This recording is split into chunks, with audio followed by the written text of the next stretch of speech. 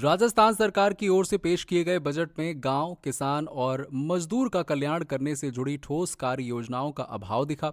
Budget भाषण में वित्त मंत्री दिया कुमारी द्वारा बार बार केंद्र की योजनाओं का जिक्र किया गया, जिससे यह भी स्पष्ट हुआ कि मुख्यमंत्री के नाम की पर्ची जिस तर्ज पर दिल्ली से आई थी, उसी तरह से बजट भाषण भी दिल्ली से टाइप होकर आया है।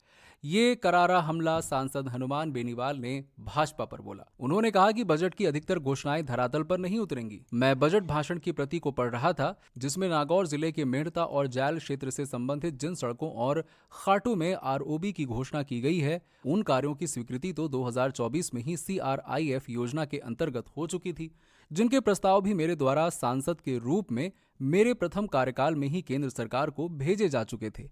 ऐसे में स्वीकृत हो चुके कार्यों को पुनः बजट घोषणा का हिस्सा दिखाना ये साबित करता है कि राजस्थान सरकार की अधिकतर बजट घोषणाएं केवल दिखावा मात्र हैं। मुख्यमंत्री भजनलाल ने जब बजट से पहले संवाद किया, तब लगा कि प्रदेश में जमीनी स्तर पर व्यापक समस्याओं का समाधान करने की दिशा में कार्य करेंगे, लेकिन बजट भाषण में ऐसा कुछ नजर नहीं आया।